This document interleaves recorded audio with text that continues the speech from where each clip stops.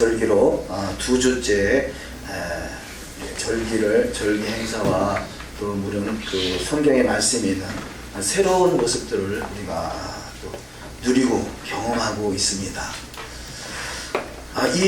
우리가 과거에는 신앙생활을 오래 했지만 절기 시스템에 전혀 무관한 그런 신앙생활을 해왔었더라면 그 절기 하나하나가 새롭게 우리 가운데 다가오고 있습니다.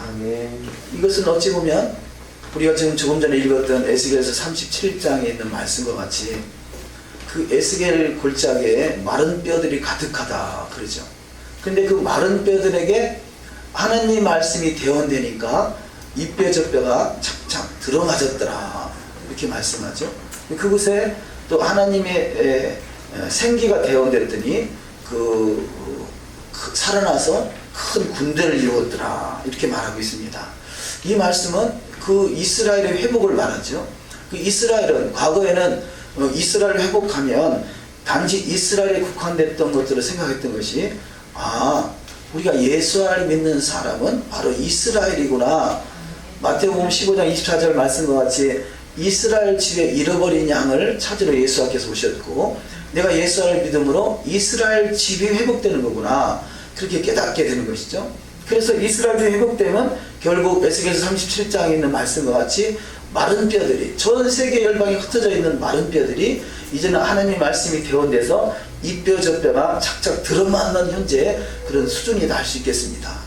그래서 우리가 지금 절기에 두 주 동안 절기를 지키고 절기의 시스템을 이해하고 또 할 수만 있으면 또 말씀드리려고 하는 것은 지금 이 뼈 저 뼈가 착착 들어맞고 있다라고 할 수 있겠습니다. 할렐루야. 얼마나 큰 축복의 시간입니까?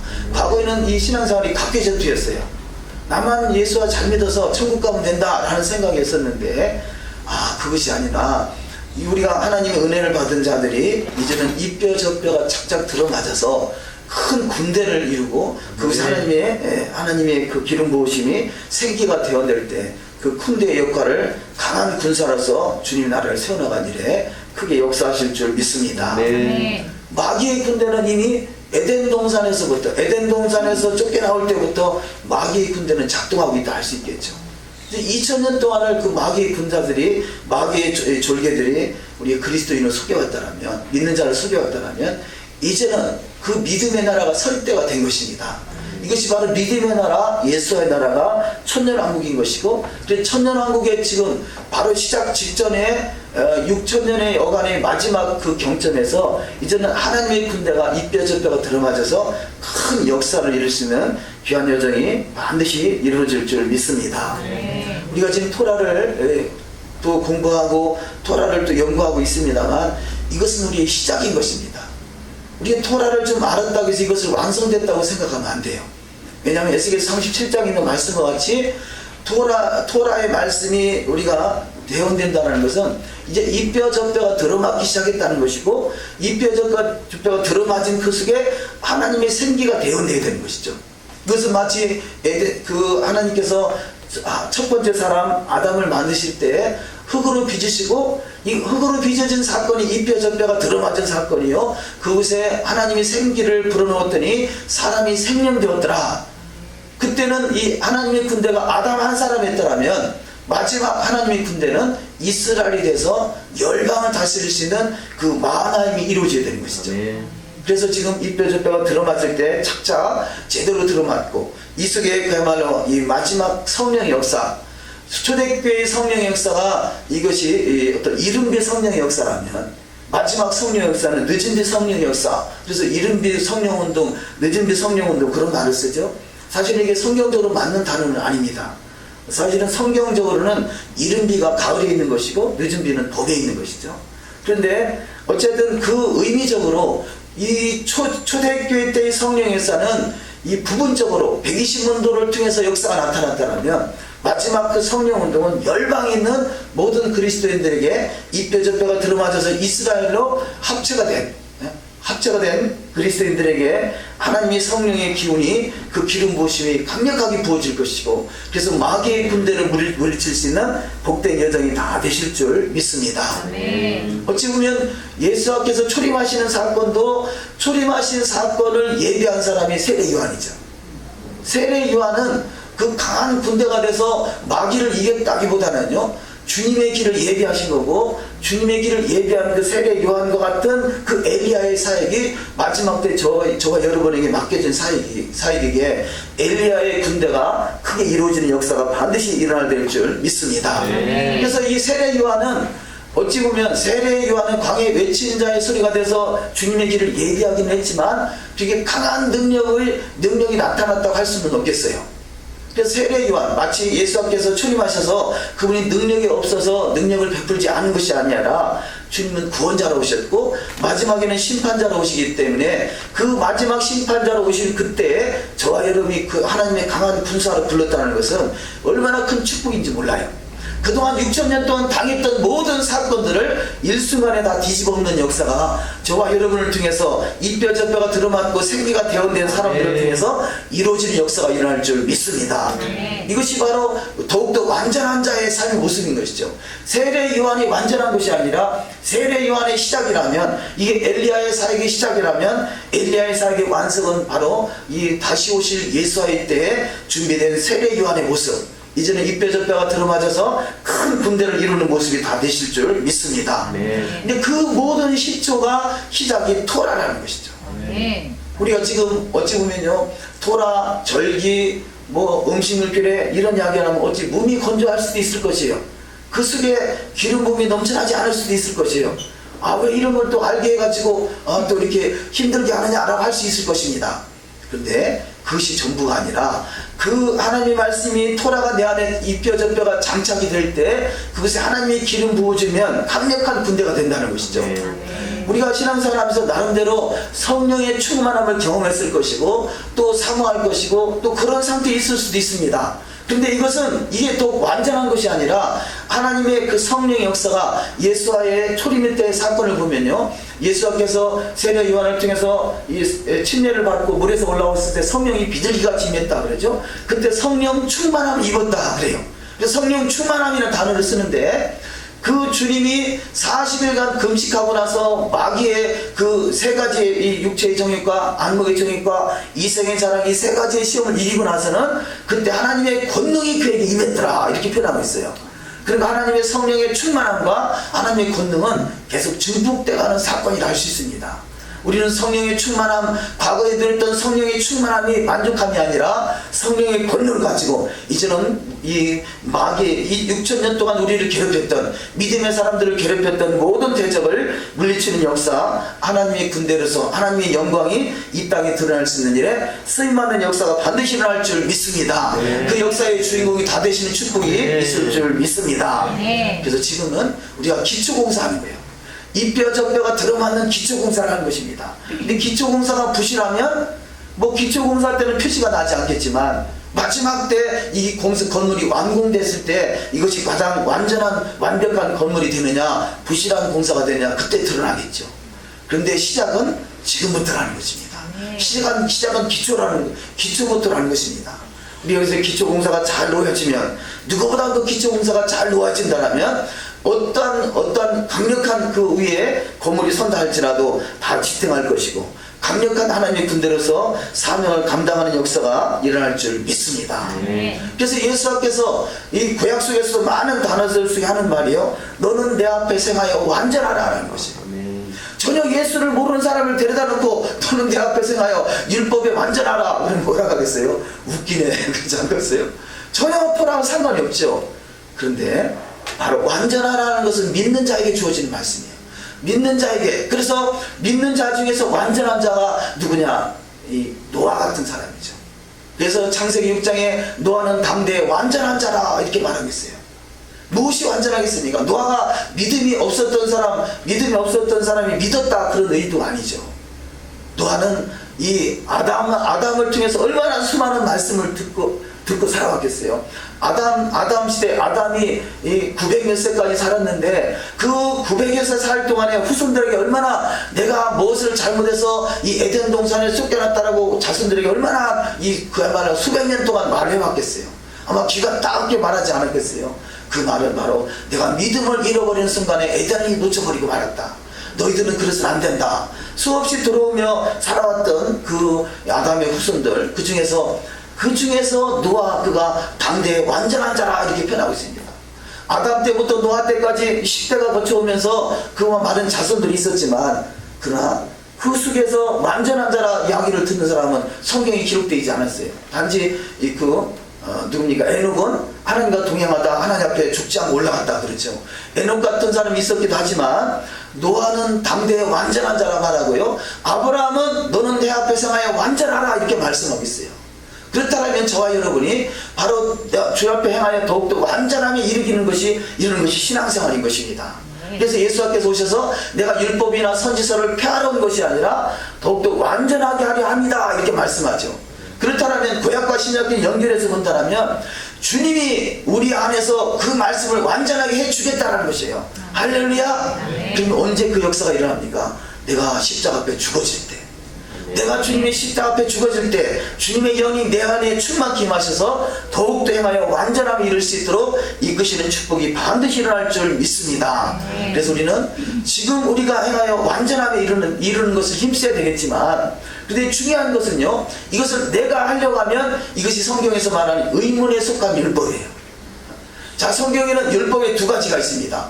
그런데 율법의 그 두 가지 지금 표현하고 있습니다만, 율법이 같은 율법과 다른 율법이 아니라 한 가지 율법인데 어떻게 그 율법을 해석하느냐, 어떻게 내가 바라보느냐, 어떻게 내가 반응하느냐에 따라서 율법의 두 가지가 있다는 것은요, 율법을 내가 지키려고 하는 것은 의문에 속한 율법이에요. 그런데 그 율법을 하나님의 영이 내 안에서 역사하기를 우리가 사모하는 것은 바로 이게 그 완전하게 하는, 더욱더 자유하게 하는 온전한 율법 이렇게 표현합니다. 그래서 어떤 때는 의문에 속한 율법, 어떤 땅에는 자유하게 하는 온전한 율법 이렇게 단어가 기록되어 있는데요.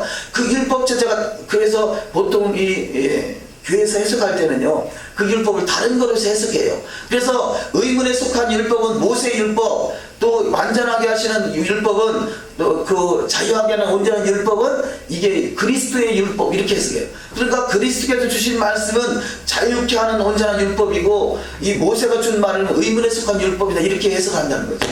그런데 성경은 절대 그렇게 말하는 것이 아닙니다. 이것은 뭘 말하느냐?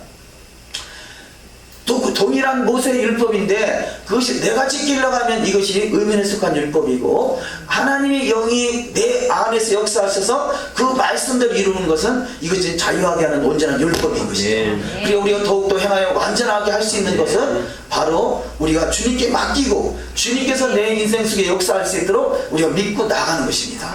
그러면 반드시 완전하게 하는 온전한 율법, 자유하게 하는 온전한 율법이 내 안에서 행하여 더욱더 완전케 하는 축복이 다 일어날 줄 믿습니다. 그래서 하나님께서 아브라함에게 너는 내 앞에 행하여 완전하라 라고 요구했던 그 완전함이 이루어졌기에 너는 이제 네가 하나님을 경외하는 믿음을 가졌노라, 이제 네가 하나님을 경외하는 믿음을 가진 줄 내가 이제 알게 됐다라고 말씀하시고, 하늘의 별과 같이 바다의 모래와 같이 또 믿음의 조상으로 열국의 아비로 복의 근원으로 세워지는 축복이 있었던 것입니다. 우리는 토라가 율법이 나를 구원하는 것이 아니라 구원받은 백성, 하나님의 은혜를 받은 백성으로서 마땅히 행해야 될 도리가 토라인 것이죠.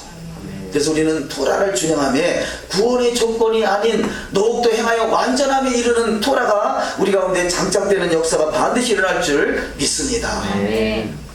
오늘 본문 말씀을 잠시 보도록 하십니다. 마태복음 28장 8절 이하 말씀을 한번 우리가 합독하시겠습니다. 그 여자들이 무서움과 큰 기쁨으로 빨리 무덤을 떠나 제자들에게 알리려고 다름질할세 예수께서 그들을 만나 이르시되 평안하냐 하시거늘 여자들이 나아가 그 말을 붙잡고 경배하니 이에 예수께서 이르시되 무서워하지 말라, 가서 내 형제들에게 갈릴리로 가라 하라, 거기서 나를 보리라 하시니라. 아멘. 의자 좀 조금 당겨졌으면 편하게 앉을 수 있도록. 자리가 너무 좁아서 앞에 의자를 앞으로 조금 당겨주시면 좋겠네. 감사합니다. 불편하지 않아요? 괜찮아요?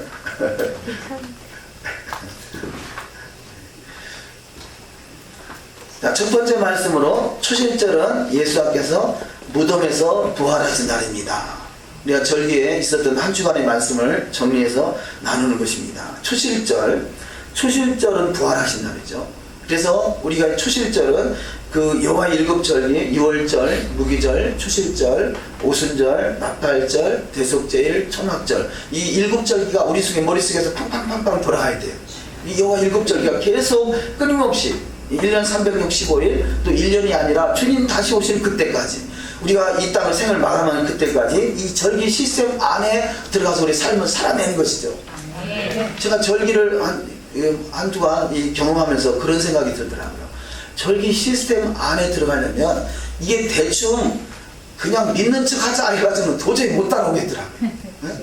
그 안에 들어가서 삶을 살아내지 않으면 믿는 척 해가지고는 한두 번 며칠 상관을 할 수 있을 것 같은데 이게 순간순간적으로 잊어버려야 되더라고요. 우리가 한 주간이 무기병을 먹는 기간이잖아요. 근데 저도 모르게 무의식 중에 누룩 들어가 있는 빵을 저도 먹고 있더라고요. 왜? 이게 내 습관화가, 체질화가 아직 안 돼 있는 거죠. 일주일 동안 무기병을 먹고 이 유기병을 먹는 자는 이스라엘에서 끊쳐질지니라 그랬거든요. 그럼 나는 벌써 한 주간에 이스라엘에서 끊쳐진 거예요. 그것이 내 안에 습관화, 내 삶으로 이 삶의 체질화가 아직 안 된 거죠. 순간순간으로 놓치고 있는 것이에요. 그래서 진짜 절기 시스템이나 토라 시스템 안에 살아가는 것은 그냥 믿음 있는 척 해서는 도저히 못 따라간다는 거죠. 믿는 척 어떻게 한번 해볼까나 이게 아니라 내가 그 안에 들어가서 그 삶의 시스템 안에, 그야말로 이 다람쥐 쳇바퀴 돈다 하나요? 시스템 안에 들어가서 내가 그 안에 어우렁도로 돌아가지 않고는 절대 절기 시스템을 살아낸다는 건 쉽지 않다는 것입니다. 그래서 우리는 한쪽 발만 담그고 대충 절기 한번 지켜볼까나 이게 아니라 그 속에 풍덩 들어가서 우리는 그 속에서 절기 시스템 안에서 살아가는 복된 여정이 다 되어야 될 줄 믿습니다. 자, 그러니까요, 우리가 어찌 보면 과거에 믿습니다 라고는 100번 1000번 해왔지만 그 믿습니다가 내가 세상과 짝하고 있었다는 거죠. 세상과 짝하고 있었기 때문에 믿습니다 하는 시스템, 말씀 토라의 시스템에 살아가는 부분은 너무나 미약했다는 것입니다. 그래서 저만 그렇게 경험하는지 혹시 모르겠습니다만, 저와 여러분이 우리는 그냥 믿습니다만 아니라 그 절기 시스템 안에서 같이 돌아가는 신앙의 여정이 다 되셔야 될 줄 믿습니다. 이것이 훈련이더라고요. 훈련. 그래서 절기를 지키는 것은, 토라를 지키는 것은 훈련입니다. 어떻게 훈련합니까? 우리 신학원에서 늘 얘기합니다만 단순, 집중, 반복이에요. 단순, 집중, 반복. 계속해서 아주 단순해요. 그냥 살아가는 거죠. 내가 한번 지켜볼까나 하는 게 아니라 그 안에 들어가서 우리가 이 절기를 지키는 것도 그렇잖아요. 무기절 첫날 안식일이고 또 무기절 마지막 날 안식일인데 이것도 지키는 것도 보통 쉬운 일이 아니고 그 속에서 무기병을 먹으면서 일주일간 지켜낸다는 게 이게 더 보통 쉬운 일이 아니다라는 것을 이 한 주간을 통해서 내가 절절히 느끼더라고요. 믿음이 있다 말은 하지만 실상은 내가 삶으로 살아내는 완전함에 이를 때는 너무나 미약한 것을 내가 고백할 수밖에 없더라는 것입니다. 그래서 우리는 이방인 지역에, 이방인 나라에 살고 있기 때문에 어쩔 수 없지만, 어쩔 수 없음에도 불구하고 그 말씀대로 살아내려고 몸부림을 치는 것, 이것이 더욱더 행하여 완전함에 이르기를 힘쓰는 자, 주님이 가장 기뻐 받으시는 복된 여정이 다 되실 줄 믿습니다. 나름대로 형편과 사정은 다 차이가 있겠습니다만 나의 처해진 환경 속에서 더욱더 완전함에 이르기를 힘쓰는 것, 이런 것들이 절개의 시스템이 내 안에 완전하게 내 안에서 일단 그림을 그려질 때 그 속에서 역사하신 하나님을 반드시 주님께서 이끄셔서 그 절기대로 토라대로 이루어가는, 행해서 완전함에 이르는, 그래서 이 입뼈저뼈가 착착 들어맞는 복된 여정이 다 되실 줄 믿습니다. 초실절은 예수님께서 무덤에서 부활하신 날이죠. 그래서 1월 14일 유월절 예수님께 십자가에 달리시고 1월 15일 무기절 첫날 안식하시고 1월 16일 날 초실절 부활하시고, 그 초실절 부활하신 그 날부터 49일을 오면 개수해서 49일 다음 날 50일째가 바로 이 칠칠절이요, 오순절이요, 내추절이다 이렇게 표현합니다. 그래서 이 두 번째, 예수와의 부활 소식에 무서움과 큰 기쁨 가운데 있는 여자들에게 주님이 친히 나타나셨다 이렇게 말씀하고 있습니다. 자, 어떤 사람에게 주님이 나타나시냐? 예수와의 부활 소식에 무서움. 예수께서 그 당시에 죽은 사람이 살아난다는 건 상상을 초월하는 일이겠죠. 듣도 보도 못한 사건이라 그러니까 무서워할 수밖에 없었을 것입니다. 그런데 한편으로는 큰 기쁨이 있었던 것이요. 그렇게 사모했던 그분이 돌아가신 것에 대해서 너무나 참 실망하고 낙심했었는데 그분이 살아났다는 것입니다. 우리는 이제는 미리 알고 있기 때문에 무서움을 앞으로 우리가 다가올 세상은요, 앞으로 다가올 믿는 자에게는 큰 환난이 예비되어 있어요. 그래서 이 큰 환난은 무서움으로 다가올 수 있을 것입니다. 그런데 우리가 이 성경 속에 있는 역사를 통해서 그것을 믿음으로 받지 못했었기 때문에 무서움이 왔었던 것이죠.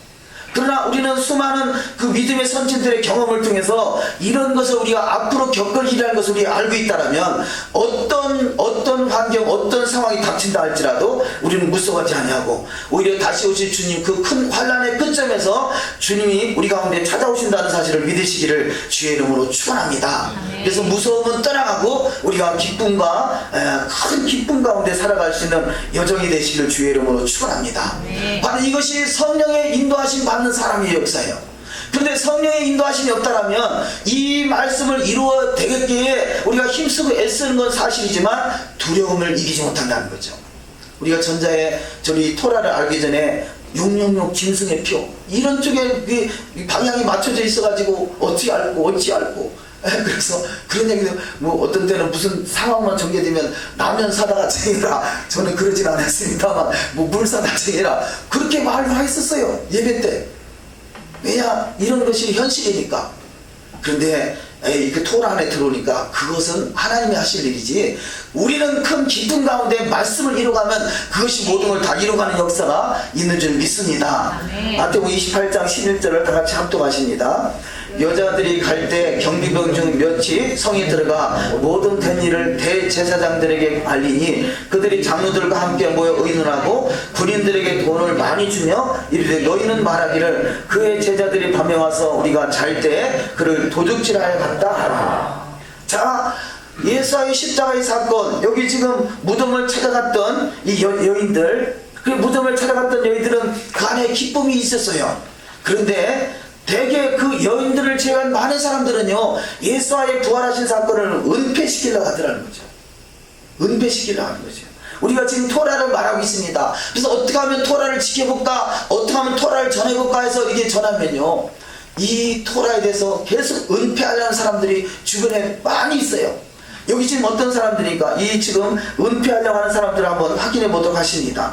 대제사장, 장로들, 군병들, 이들이 하나님의 말씀을 은폐하려고 한다는 거죠. 그래서 여자들이 갈 때 경비병 중 몇이 성에 들어가 모든 된 일을 대제사장들에게 구했어요.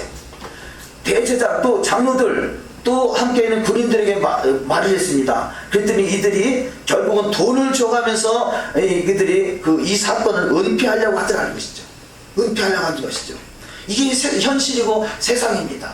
우리 토라를 말하지만 토라를 은폐하려고 하는 사람들, 더더구나 여기 누가 그럽니까? 대제사장들 있잖아요. 장로들이잖아요. 소위 교회 내에서 믿음이 있다는 사람들이 더 그럴 수 있다는 것이죠. 믿음은 이 직분대로 가는 게 아니라 그야말로 순수한, 신실한, 더욱더 낮아진 주님이 역사하신 따라서 가는 역사가 있는 줄 믿습니다. 어찌 보면 이 사건이요, 대제사장도 그랬고 장로들도 그랬고 또 여자들을 제외한 이 제자들도 믿지 않았어요. 이 여자들이 큰 기쁨 가운데 예수께서 부활하셨다고 외쳤지만 제자들도 믿지 않았다는 거죠. 그래서 우리는 이 직분이 믿음대로 가는 게 아니라 우리 속에서 역사하시는 하나님이 그 은혜대로 가는 축복이 있는 줄 믿습니다. 자, 첫 번째로 마리아가 부활 소식을 전하였을 때 제자들도 믿지 않았다라고 마가복음 16장 9절과 누가복음 24장 8절에서 말씀하고 있습니다. 또한 두 번째, 엠마오로 가던 두 제자가 예수를 만나고 제자들에게 전했으나 또한 이들도 마가복음 16장에 보면 또 제자들도 믿지 않았던 것을 볼 수 있습니다. 세 번째, 제자들이 직접 보고도 믿지 않았어요. 누가복음 24장 37절을 합독하십니다. 그들이 놀라고 무서워하며 그 보는 것을 영으로 생각하는지라 예수께서 이르시되 어찌하여 두려워하며 어찌하여 마음에 의심이 일어나느냐. 그래요.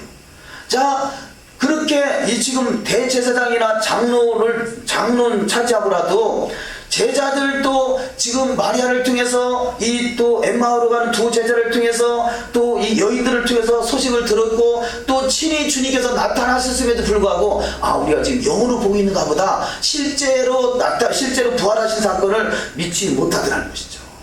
우리가 지금 토라를 말하면요, 토라를 오히려 믿고 받아들이는 사람보다는 믿지 않는 사람이 더 많다는 사실을 우리가 인정하고 있어야 돼요. 근데 그래서 우리가 혹시 그럴 수 있습니다. 내가 전하는 토라가 저 사람 상대에서 믿지 않으니까 아이고 내가 잘못됐는가? 이렇게 생각할 수 있다는 거죠. 우리는 그래, 세상은 헬라는요 다수결에 의해서 결정됩니다. 그래서 다수가 원하는 쪽으로 결정을 해요. 우리가 어떤 문제가 있을 때 다수가 원하는 쪽으로 결정한다는 게 위험한 발상이에요. 위험한 발상입니다. 우리는 말씀이 그러한 가서 말씀을 따라가야 되는 것이죠. 다수가 원한다. 다수가 원하는 것을 따라가는 것이 헬라고, 하나님의 뜻 말씀대로 따라가는 것이 이 히브리입니다. 그래서 말씀대로 따라갔던 분이 바로 예수하고, 그분은 십자가에 누구도 인정하지 않았지만 오직 하나님 한 분만 보고 올라갔다는 것이죠. 왜냐하면 그것이 하나님의 뜻이기 때문에 그렇습니다. 여러분, 우리가 주변 환경을 보면요, 베드로가 예수님께서 물 위로 걸어오신 것을 보고 나도 그렇게 하기를 원하나이다, 그래서 와라 할 때 걸어가잖아요. 근데 주변을 바라보는 순간에 그가 바다에 이 갈릴리 호수에 빠졌다라고 말합니다. 우리는 주변을 바라볼 때 빠질 수밖에 없어요. 왜냐, 여기 대제사장이나 장로들이나 제자들은 지금 이 본문 사건에 의지한다면요, 누구를 바라본 겁니까? 오직 예수와 그분을 바라봤다기보다는 주변을 바라본 것이에요. 베드로가 닭이 울기 전에 3번 부인할 수밖에 없었던 그가 왜 그랬습니까? 주변을 바라봤기 때문에 그래요. 우리 신앙은 주변을 바라보는 것이 아닙니다. 오직 주만 바라볼지라.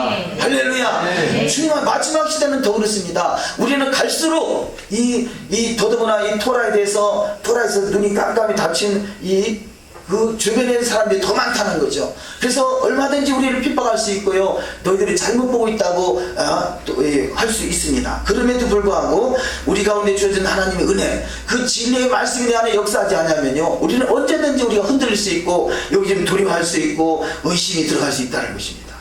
그래서 첫째는 내가 이 말씀으로 딱 장착이 돼야 돼요. 제가 붙들은 말씀 중에 한 말씀이요. 제가 초신자 때 신앙생활 1년 됐을 때요, 그때 섬기던 교회가 지하실 교회였어요. 지하실 교회에서 새벽에 기도하는데 뭔가 이렇게 기도해서는 뭔가 하나님 응답이 없을 것 같아요. 그래서 그때부터 두 손 번쩍 들고 기도하기 시작했어요. 그래서 두 손 번쩍 들고 기도하는데요, 이게 한 5분 지나고 10분 지나고 팔이 떨어질 것 같아요. 그런데 20분 지나고 30분 지나니까 새 힘이 오더라고요. 어디서 그 힘이 오는지 나도 모르겠어요. 그런데 그렇게 기도하면서 1시간 이렇게 기도하는 중에요, 하나님의 음성을 제가 들었어요. 나더러 주여 주여 하는 자마다 다 천국에 이를 것이 아니라 다만 하늘에 계신 내 아버지의 뜻대로 하는 자를 가리라. 저는 그 말씀을 내가 내 마음속에 너무 확신이 있었기 때문에 사실 저는 그 말씀을 붙들고 여기까지 온 거예요. 주변에서 그렇잖아요. 초신자 때 그때 저희 교회가 그 당시 섬기던 교회가 이 성경 공부를 참 많이 하던 교회였어요. 그 교회가 연구단지, 대전의 연구단지 근처에 있는 교회라 거기는 나오는 성도님들은 거의 다 석박사 수준이었어요. 그러니까 같이 성경 보려고 공부하려니까 수준이 안 되는 거예요. 그분들은 성경을 달달달 외워요. 한 주간마다 매주마다 성경을 암송했고요. 한 달에 한 번씩 모여서 성경 암송 대회를 하는 거예요. 성경 암송 발표하는 거죠. 그것도 구역에서 하는 거예요. 구역에서. 그렇게 성경을 달달달 했는데도 불구하고 저는 그런 은혜가 없잖아요. 그래서 성경을 외우는 데는 제일 꼴찌야. 그래서 어쨌든 제게 주어지는 말씀이 그 말씀을 붙들고요, 성경 공부하면서 성경 공부 보겠어요. 보통 이 성경 공부 과거의 수준들이 한 번 구원은 영원하다는 거거든요. 그래서 우리는 구원받은 자는 천하 없어도 지옥에 안 간다는 것이에요.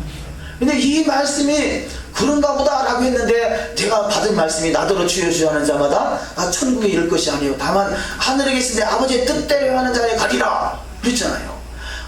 천국에 아무나 가는 것이 아니구나, 하늘에 계신 내 아버지의 뜻대로 하는 자에 가는구나. 이게 마태복음 7장 21절 말씀이잖아요. 주여 내가 주의 이름으로 선지자 노릇하고 귀신을 쫓아내고 많은 권능을 행했지 않습니까? 그랬더니 너는 불법을 행하는 자들아. 이게 무슨 뜻인지는 몰랐지만 그 말씀이 내 안에 있었기 때문에요, 그 맥락을 가지고 성경을 보니까 그게 맞더라고요. 그래서요, 제가 목사님 찾아가서, 목사님 제가 이런 말씀을 받았는데요, 제가 성경을 보니까 이런 것 같아요. 나더러 주여 주여 하는 자마다 다 천국에 이르지 아니한다고 말씀하겠네요. 그랬더니 형제님, 형제님은 이제 예수 믿은 지 1년 됐습니다. 나는 모태 신앙이고요. 평생을 성경을 외우고 성경을 공부해왔고, 그리고 신학교 가서 몇 년, 신학대학원에서 몇 년, 목사학습 과정 몇 년, 누가 성경을 더 잘 알겠습니까? 그렇죠. 성경 연령으로 따지면 말이 안 되죠. 1년과 그분이 그 당시에 한 40몇 세 되셨으니까 40몇 년 보신 분과 어머니 뱃속에서부터 보신 분과 이게 게임이 안 되잖아요. 그런데 나는 근데 제가 만약에 그냥 깨달아진 말씀이었다면 제가 흔들렸을 것이에요. 근데 하나님의 음성으로 들은 말씀이 내 안에서 너무 어떤 레마의 말씀을 받았기 때문에 천하 없어도 이 부분은 내가 양보를 못하겠더라고요. 그래서 한 2번, 3번 말씀을 듣다가 내가 더 이상 이 목사님을 이 가슴 아프게 해서는 안 되겠다. 그래서 조용히 나와서 그 말씀에 의지해서 신앙생활하는 기회를 찾아봤는데 거의 없더라고요. 그래서 고민하다가 내가 신학교 한번 가고 신학교 가서 한번 해결해 보리라. 근데 신학교도 가니까 여전히 장로교 신학 통합식 하는데요, 마찬가지요. 그래서 이리 부딪히고 저리 부딪히고 하면서 저는 그때부터 부딪히는 여기까지 오게 된 거죠. 오직 그 말씀, 나더러 주여 주여 하는 자마다 다 천국에 이를 것이 아니요 다만 하늘에 계신 아버지의 뜻대로 행하는 자리에 가리라. 이 말씀 한 말씀 붙들고 사실은 여기까지 왔다 해도 과언이 아니죠. 그런데 그래요, 그 말씀을 붙들어야 승리한다는 거죠. 하나님 말씀을 붙들어야지요. 주변에서 어떤 이 교리가 어떻고 장로교 교리가 어떻고 친례교 교리가 교리 붙들어서 이게 승리하는 것이 아니라 결국 초대교회 바리새인과 서기관의 실패의 원인이 뭐겠어요? 그들은 장로들의 유전을 붙들었던 것이에요. 사람의 계명을 붙들었던 것이에요. 이것은 결국은 옳을 수도 있지만 그것은 위험합니다. 우리는 오직 하나님의 말씀을 붙들고 나가서 승리하는 여정이 다 되셔야 될 줄 믿습니다. 자, 우리 이 제자들을 보자고요. 다른 사람, 장로들이나 대제사장은 제껴놓고 여기 지금 제자들은 예수께서 친히 3년 반 동안 훈련한 사람들이잖아요. 근데 그 속에서 예수께서 여러 번 말씀하셨거든요.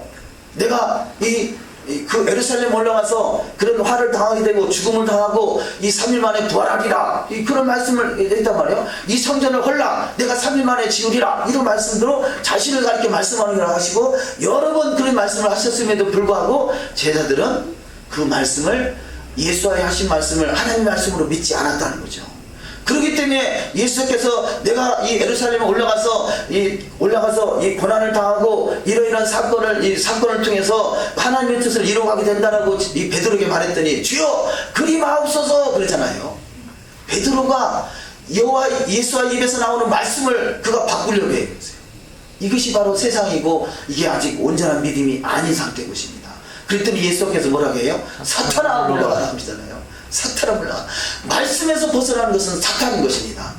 그 말씀하는 그 사람이 사탄이 아니라 그 말을 생각나게 하고 그 잘못된 말을 믿게 하는 것이 사탄인 것이죠. 그래서 그 속에 있는 사탄을 물리치는 것입니다.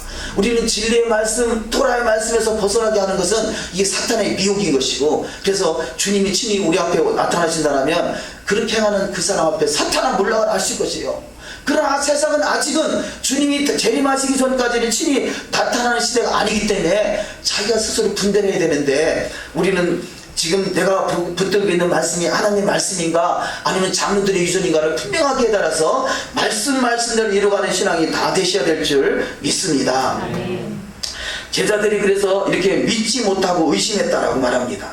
네 번째, 마귀는 끊임없이 예수께서 이루신 행적을 속여서 왜곡시킵니다. 은폐하려고 하고요, 믿지 않게 하시고, 또 그래서 날짜를 변개시키려고 하고, 그래서 기독교는 때와 법이 변개됐다고 그러죠. 자, 믿는 자는 변개된 것 때문에 속고요, 믿지 않는 자는 왜곡된 것 때문에 속고, 뭐 그렇게 표현할 수 있겠습니다. 네, 5번째, 성경에는 두 보류의 안식일 시스템이 있습니다. 우리가 오늘 샤밧으로 이렇게 지키고 있습니다만, 교회에서는 이 그 7일 안식일, 뭐 7일 안식일도 변개됐지만 7일 안식일 그 7일 안식일 시스템밖에는 몰라요. 그래서 모든 것이 다 절기도 다 절기도 그 날짜로 되어 있다는 사실을 이게 인정을 못하고 있는 것이죠. 그러니까 교회는 절기가 날짜로 되어 있다는 것을 인정하지 못하고 있고요. 또 이 음력 안식일은 모든 이 7일 안식일도 날짜로 되어 있다고 기억하게 만드는 것이죠. 그런데 성경은 날짜와 7일 주간과 두 가지가 공존하고 있다는 것입니다. 이것은 마치 두 바퀴가, 톱니바퀴가 돌아가듯이, 바퀴 따로 돌아가면서 평행선을 이루며 가고 있습니다. 자, 두 번째, 부활의 순서. 성경대로 절기를 통해서 주님이 역사하시는 것이 바로 예수의 초림의 사건이시죠. 누가복음 24장 7절 말씀을 읽습니다. 이르시기를 인자가 죄인의 손에 넘겨 십자가에 못 박히고 제3일에 살아나야 하리라 하셨느니라 하는데, 장사에 지난 바 되었다가 성경대로 사흘 만에 살아나사. 자, 3일이나 사흘이나 같은 말이죠. 그런데 이 말씀, 우리가 토라의 시스템이 없으면요, 지금 그 안식일을 좀 이해하는 경우도 있지만, 절기를 이해하는 경우도 있지만, 어떤 경우는 이 시스템이 4일 시스템을 생각하게 돼요. 왜냐, 그 4일 시스템은 바로 그 노아가 노아가 아니죠? 누구죠? 요나가 물고기 뱃속에서 3일 3야를 있었다고 해서 3일 3야면 24, 48, 72, 72시간 있었네. 그래가지고 3일 3야를 계산하면 결국 우리식 계산으로 4일이 되는 거죠. 4일. 그래서 그 장사한 지 4일 만에 부활했다라는 시스템이 오늘날에 메시아닉에서도 그런 해석을 하는 부류가 있어요. 그런데 우리가 절기 시스템을 알고 있다면 14, 15, 16인 것이죠. 14일 6월절 예수께서 십자가에 죽으시고, 무기절 15일 안식하시고, 16일 부활하시고, 그래서 3일 시스템인 것입니다. 토라가 없으면 4일을 말할 수 있는데요, 토라가 내 안에 있으면 3일인 것은 분명하게 깨닫게 되는 것입니다. 당 무기절 안식일 다음날 추수일절 보리 한 단을 첫 열매를 드리고, 그날부터 50일째 되는 날이 오순절, 그래서 유대력으로는 시반을 6일이라 그러죠. 세 번째, 예수의 부활하신 것 같이 믿는 자가 동일하게 부활한 데는 순서가 있습니다. 자, 첫 번째는 예수께서 부활의 첫 열매가 되셨습니다. 두 번째는 그리스도 안에서 죽은 자가 죽은 자 중에서, 자, 죽은 자가 다 부활하는 것이 아니라 예수의 재림의 때 부활하는 자가 있는데, 첫째 부활에 참여하는 믿음을 가진 자가 바로 예수의 재림 때 부활하게 됩니다. 데살로니가전서 4장 16절을 합독하십니다. 주께서 호령과 천사장의 소리와 하나님의 나팔 소리로 친히 하늘로부터 강림하시리니 그리스도 안에서 죽은 자들이 먼저 일어나고. 아멘. 자, 먼저는 그리스도 안에서 죽은 자, 첫째 부활에 참여하는 자가 예수의 그 재림의 때 부활하게 됩니다. 두 번째, 다음에 살아남은 자 중에서 환난을 이기고 첫째 부활에 참여하는 자가 부활에 참여하는 자가 된다는 것입니다. 그래서 4장 17절을 읽습니다. 그 후에 우리 살아남은 자들도 그들과 함께 구름 속에 끌어올려 공중에서 주를 영접하게 하시리니 그리하여 우리가 항상 주와 함께 있으리라. 아멘. 첫째는 죽은 자가 이 첫째 부활에 참여할 수 있는 믿음을 가지고 죽은 자, 그리스도 안에 죽은 자가 부활하게 되고요. 두 번째는 그 후에 우리 살아남은 자들도 그들과 함께 구름 속으로 끌려 올라가서 예루살렘 성에 입성하게 됩니다. 이것이 또 살아있는 자. 근데 이들은 환난을 통과하는 자라는 것입니다. 또 마지막에 부활하는 자가 있는데, 그들은 천년왕국이 끝난 후에 부활한 자, 부끄러운 구원을 받은 자, 이렇게 표현할 수 있겠죠. 다섯 번째, 첫 열매가 되게 하시려고 진리의 말씀으로 우리를 낳으셨다 그럽니다. 우리는 첫 열매, 그래서 우리는 바로 이 첫 열매는 장자의 축복인 것이죠. 이 6월절의 사건은 장자의 축복인 것입니다. 누구나 다 구원하는 것이 아니라 장자 재앙에 대한 사건인 것이에요. 우리는 그냥 6월절을 통해서 다 구원받았다라고 생각할 수 있는데요, 6월절의 사건은 장자의 재앙 사건이고 어린 양의 피해 사건은 장자를 구원하는 것이고, 왜 그럼 장자의 사건을 소중하게 여기느냐? 첫 열매가 되게 하기 위해서.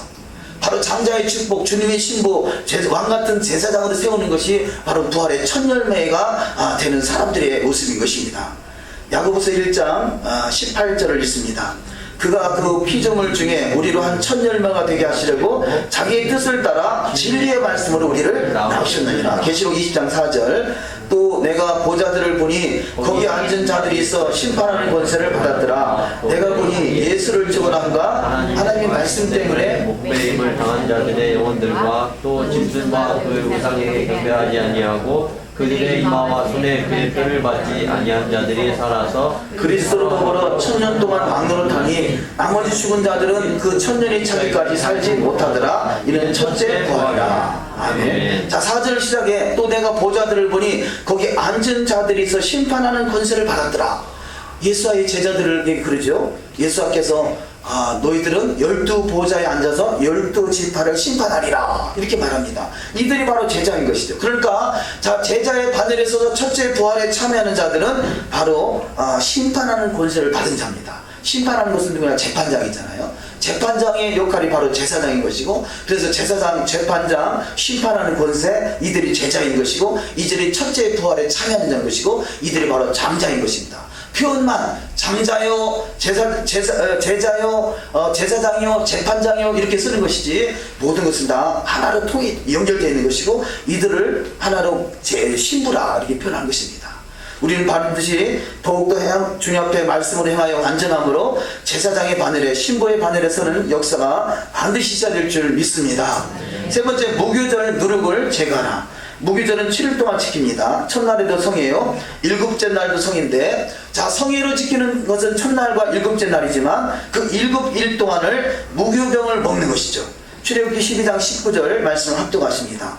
이래 동안은 누룩이 너희 집에 발견되지 아니하도록 하라. 무릇 유기묘를 먹는 자는 타국인이든지 본국에서 난 자든지 막론하고 이스라엘 회중에서 끊어지리니. 아멘. 자, 한 주간에 유기병을 먹었다면 이스라엘 회중에서 끊어진 거예요. 만약에 이번에 예수께 오셨다면 저는 이스라엘에서 끊어진 자예요. 왜냐하면 유기병을 먹었으니까. 네. 그래서 하나님이 다행스럽게도 계속 단순, 집중, 반복해서, 그래서 할수말이 좀 늦게 오시면 좋겠어요. 왜냐하면 내가 제가 준비된 다음에 없었어요. 아직은 준비가 안 됐어요. 무의식적인 먹고 있습니다. 그만큼 하나님 앞에 생하여 완전함에 이르는 복된 여정이 다 되셔야 될 줄 믿습니다. 세 번째, 하나님께 드리는 제물에는 누룩을 넣지 말아야 합니다. 하나님께 드리는 제물은 누룩을 넣지 않습니다. 다음 말씀이 바리새인과 사두개인의 누룩은 신령한 하나님의 말씀에 섞여있는 장로들의 유전이나 사람의 계명, 외식하는 것들, 말씀에서 벗어난 것들이 바로 누룩인 것이죠. 마태복음 16장 11절 이하 말씀을 읽습니다.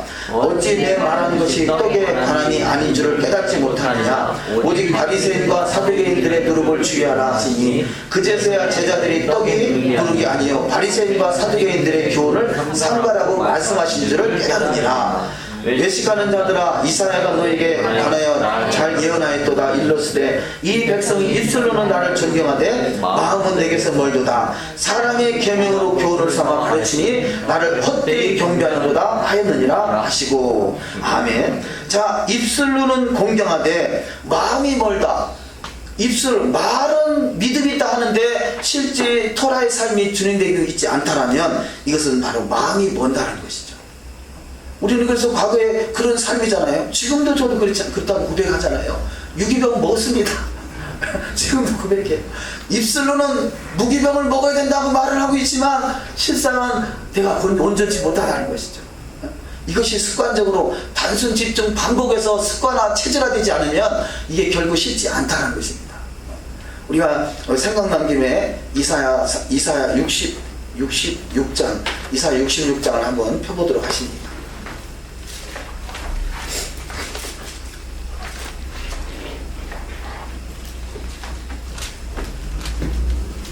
이사야 66장 16절과 17절, 구약의 1048페이지 되겠습니다. 16절 17절 읽습니다.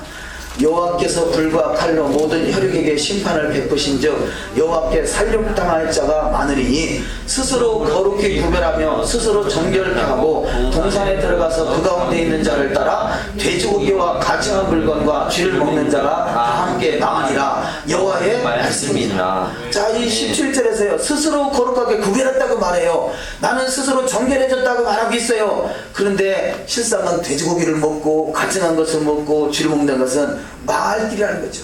우리가 지금 읽은 본문 말씀과 같은 말씀이죠. 마태복음 15장 7절에 외식하는 자들아, 이사야가 너에게 관하여 잘 예언하였도다. 일렀을 때 이 백성이 입술로는 나를 공경하되 마음은 내게서 멀도다. 말은 얼마든지 할 수 있어요. 무기병을 얼마든지 먹으라 할 수 있어요. 그러나 실제 그렇게 되는 데서는 이게 훈련이 필요하다는 것이죠. 훈련. 그래서 사람의 계명으로 교훈을 삼아 가르치니 나를 헛되이 경배하는도다.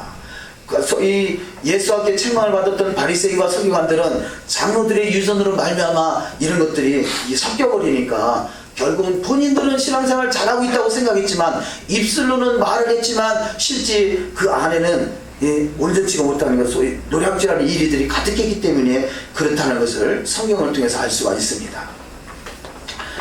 다음 말씀으로 넘어가십니다. 바리새인의 교훈은 계명을 부인하는 누룩입니다. 마태복음 15장 2절을 읽습니다. 당신의 제자들이 어찌하여 장로들의 전통을 범하나이까 떡 먹을 때 손을 씻지 아니하나이다. 대답하여 이르시되 너희는 어찌하여 너희 전통으로 하나님의 계명을 범하느냐.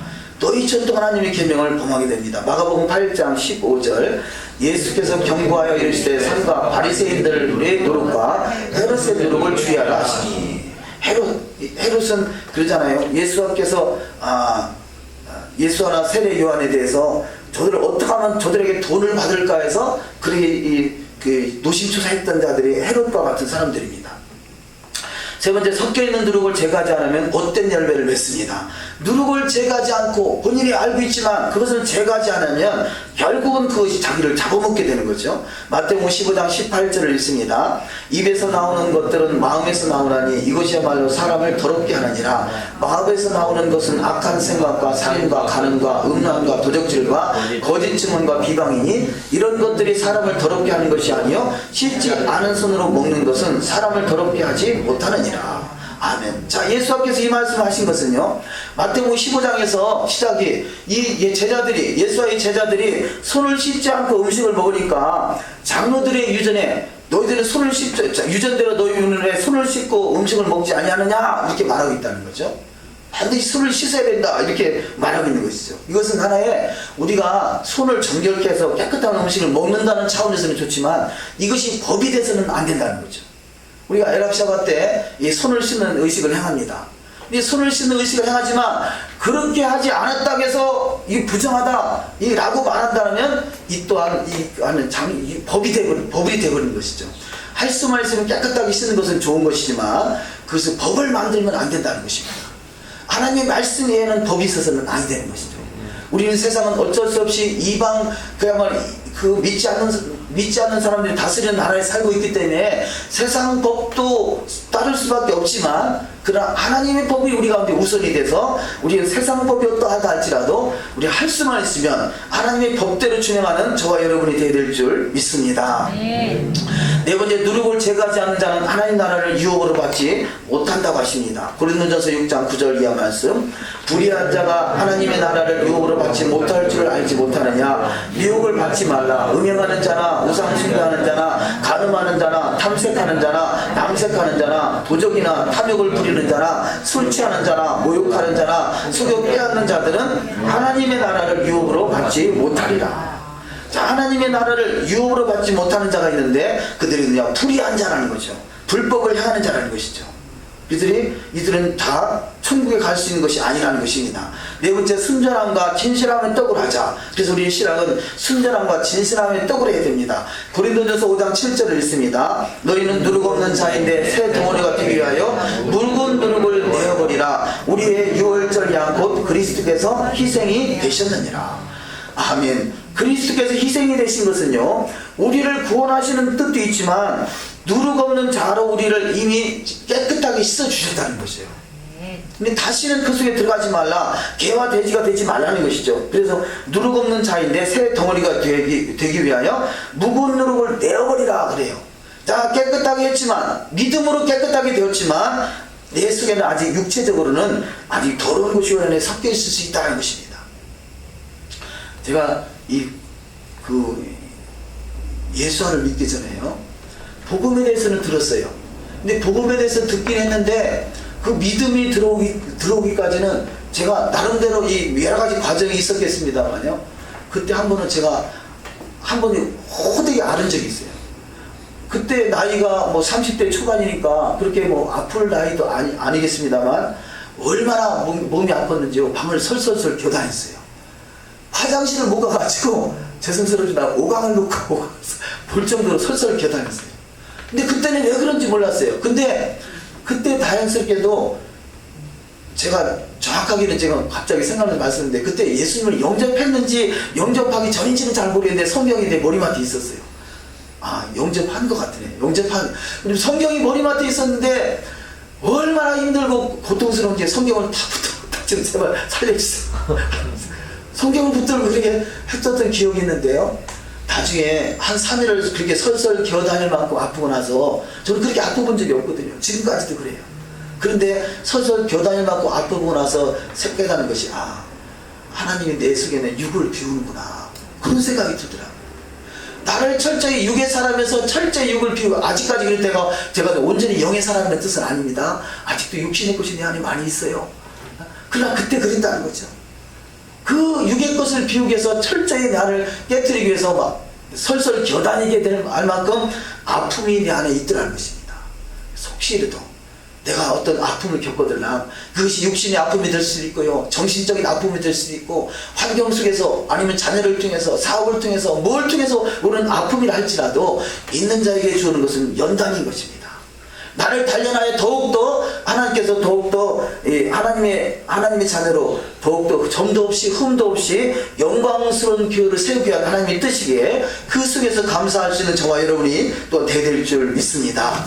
이것이 누룩을 제거하는 하나님의 방법인 것이죠. 나를 깨뜨리시고 나를 단련하는 것입니다. 그렇게 했으라도 주님께서 정결한 주님의 힘으로 만들기 원하시는 것이 하나님의 뜻입니다. 자, 교회 밖에 있는 사람들이야 당연히 우리가 전도 차원에서 만나야 되겠지만, 교회 안에 있으면서 누룩을 벗삼아 사는 삶을 살아가는 것은 잘못된 것이라는 거죠. 그래서 이런 사람들은 교회 밖으로 내가 몰아내야 된다는 것입니다. 고린도전서 5장 12절을 읽습니다. 밖에 있는 사람들은 판단하는 것이랴 내게 무슨 상관이 있으리오마는 교회 안에 있는 사람들이야 너희가 판단하지 아니하랴. 밖에 있는 사람들은 하나님이 심판하시려니와 이 악한 사람은 너희 중에서 내쫓으라. 자, 밖에 있는 사람은 우리 어쩌면 밖에 있는 사람 하나님이 판단하시겠다, 하나님이 심판하시겠다, 너희가 판단할 일이 아니다. 그러나 교회 안에서 이런 일이 벌어진다면요 내가 쫓으라는 것이죠. 사실 이 부분이 쉽지는 않겠죠. 뭐 들키기도 쉽지 않겠지만 설령 그것이 드러났다고 해서 당신 교회에서 나가, 이게 참 어려운 일이라. 그죠. 그런데 교회는 반드시 치리가 있어야 됩니다. 저희 교회에서도 개척해서 얼마 안 됐는데 그런 일이 있었어요. 이제 그런 불미스러운 일이 있어가지고 그분이 집사님인데 교회 충성했어요. 이게 그걸 믿음이라 하게 되는지 모르겠어요. 어쨌든 아주 교회에 충성하는 그런 일꾼이었는데도요 그 은난이 있어가지고, 그래서 너무 막 가슴이 아파가지고 제가 고민하고 기도하다가 나중에 제가 그랬어요. 집사님은 이번부터 집사 직분을 내려놓으시고 성도로 돌아가야 되겠습니다. 그래서 선언을 했어요. 그랬더니 며칠 나오더니 그 다음부터 안 보이시더라고요. 안 보이셔요. 그런데 어쨌든 치리는 필요한 것이에요. 성경적으로 우리가 기도하고 고민해야 될 일이지만 먼저는 이런 사람이 없어야 되겠죠. 근데 이 마귀가 틈이 타니까 이런 일이 벌어졌을 때 회개하고 돌이키면 다행이겠습니다만 그렇지 못한 경우는 내가 쫓으라는 것입니다. 왜냐하면 그것이 누룩이 돼서 다른 사람까지 완전히 전이 되기 때문에 그렇습니다. 제가 그런 경험이 있는데요. 대전에 있는 큰 교회예요. 대전에서 뭐 제일 큰 교회라 해도 과언이 아닌 그런 교회에 그 집사님 한 분이 상담을 오셨더라고요. 상담 오셨는데 제가 그 당시에 과거에는 이 극동방송에서 설교도 했었고, 그래서 뭐 기도해 주는 거 있잖아요. 예, 병자를 위해서 기도하는 그런 소망의 기도, 소망의 기도 했어. 그래서 외부에 많이 알려져 있어서 이 상담을 온 분이 꽤 있었어요. 근데 그분 중에 한 분이 대전에 있는 큰 교회, 어느 교회 집사님인데 그분이 자기가 지금 음란이 행하고 있다는 것이에요. 그런데 문제는 뭐냐? 이 사람이 왜 그렇게 됐냐 대화를 들어보니까 자기 교회 담당 전도사가 바람을 피우고 있대. 그래서 자기도 용기를 얻어가지고 나도 그래도 되는가 보다 했다는 거예요. 누룩이잖아요. 잘못된 전도사의 누룩으로 인해서 성도들이 다 죽어가고 있잖아요. 그래도 되는, 그냥 믿습니다만 하면 다 천국 간다는 생각을 가지고 있으니까 누룩이 내 안에 묻어있는데도 누룩이 누룩인지를 모르고 이렇게 계속 와전돼 가고 있다는 것이죠. 이게 안타까운 현실인 것입니다. 그런데 성경에서는 그 누룩을 제거해야 되는데 제거하는 방법이 뭐냐? 쫓아내라는 것입니다. 그 다음 말씀에 데살로니가서 3장, 데살로니가후서 3장 6절을 읽습니다.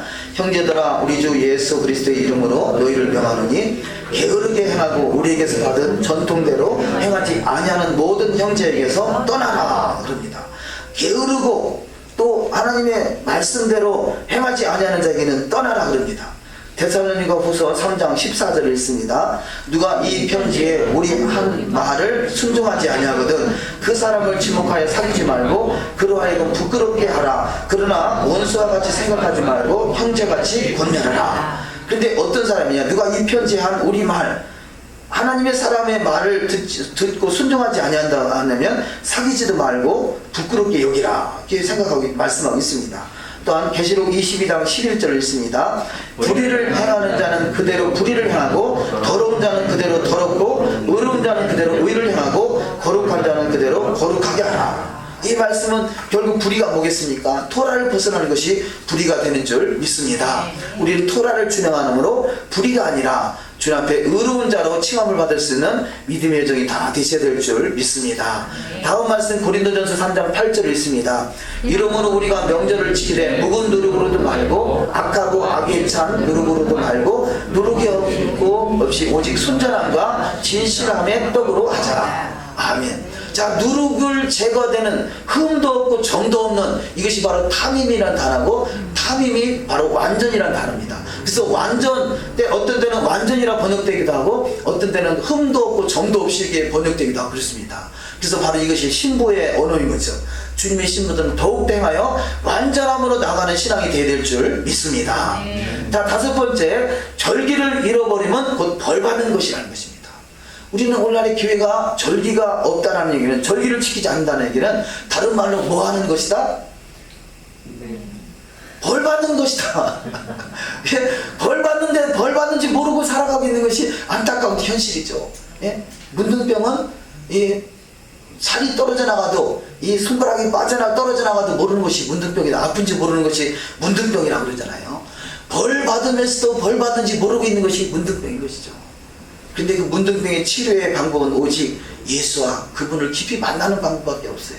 그분을 만나서 눈이 떠지고 귀가 열려지고 말씀이 깨달아지는 축복이 있어야 될 줄 믿습니다. 저와 여러분에게도 어찌 보면요, 이 문둥병자와 같은 저와 여러분을 부르셔가지고 귀를 열어주시니까 토라에 대해서 솔깃 귀가 열려지고 좀 들려오기 시작하는 거죠. 근데 이것은 시작에 불과한 것입니다. 우리가 지금 토라를 알게 됐다고 완성된 것이 아니라 이제는 우리가 해야 할 일은 더욱 행하여 완전함을 이룰 수 있도록 힘쓰고 애쓰는 것입니다. 자, 여섯 번째, 오멜개수. 이 추실절부터, 추실절이 이제 일주일 지났습니다만, 이제 그래서 오멜개수 7일째죠. 그래서 오멜개수 7일째 되는 이때 계속해서 우리는 바로 이 50일, 49일 동안에 오멜, 그 첫 번째 첫 열매를 드린 것 같은 그런 심정으로 우리는 오멜개수를 하는 것입니다.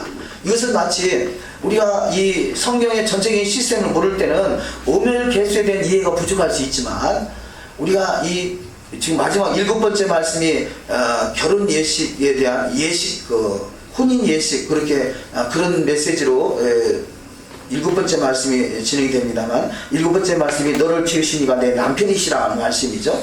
자, 이 유대적인 결혼 방법과 성경 속에서 나오는 예수와의 결혼의 그 시스템이 다 똑같이 이렇게 흘러갑니다. 그래서 유대적인 결혼을 정확하게 잘 이해하고 있다라면, 또 성경적인 이 결혼을 정확하게 잘 이해하고 있다라면, 우리가 6월절 어린 양의 사건은 바로 바로 천년왕국을 위한 시작점인 것이죠. 그래서 천년왕국의 시작점이 바로 초막절의 완성이라면, 초막절의 완성까지 위해서 달려가는 그 신앙의 여정의 속에서 6월절은 이 첫 출발인 것이고, 6월절 어린 양 대신 예수를 통해서 우리가 정혼한 그 사이가 바로 주님의 신부로, 그 신랑이 신부를 택하면 신부에게 결혼 언약서를 줍니다. 그 결혼 언약서를 주고 그 결혼 언약서의 말씀에 따라 우리가 신부로 단장되어가는 것, 이것이 유대적인 결혼 방법이라면, 우리도 마찬가지로 우리가 6월절 어린 양을 통해서 구원받은 백성에게 바로 신의 산에 토라를 주고 그 토라를 통해서 그 결혼 언약서, 케투바라고 그러죠. 결혼 언약서를 가지고 우리가 초막절을 향해 나아가는 것입니다. 그러니까 결혼 언약서는 진짜 내가 사랑하는 그 신랑 되시는 그분과 정혼한 관계를 확인하고, 또 이 결혼으로 들어가기 위해서는 반드시 결혼 언약서가 있어야 되는데 그 결혼 언약서가 토라다라는 인식을 있다라면 이 오멜개수 50일 동안 너무 중요한 시간인 것입니다. 왜냐하면 신랑이 나에게 요구하는 그 요구 조건을 무엇인지를 알아서 그걸 들어드리고 싶어서 갈망하는 것이죠. 그래서 요한복음 14장 15절에서 예수님께서 나를 사랑하는 자는 나의 계명을 지키리라 말씀합니다. 우리는 주님을 사랑하지 않으면 토라하고 상관없이 살 수밖에 없어요. 그런데 주님을 사랑하기 때문에 나를 사랑하는 자는 나의 계명을 지키기 위한 그런 열망인 것이죠. 갈망인 것이죠. 갈망. 그래서 우리는 주님을 갈망하기 때문에 주님이 기뻐하시는 뜻을 이루기 위해서 우리는 바로 토라를 준행하는 삶이 되는 것입니다. 토라가 나를 구원한 것이 아니라 구원받은 백성이 초막절 메시아왕국 천년왕국에 입성하기 위한 주님과 함께 천년 동안 왕노릇하기 위해 들어가는 그 매뉴얼이 바로 토라라는 것입니다.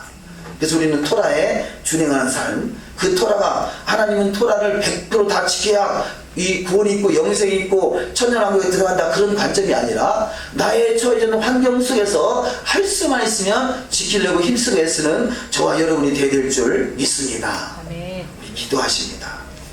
우리가 말씀을 생각하면서 잠시 기도하기를 원합니다.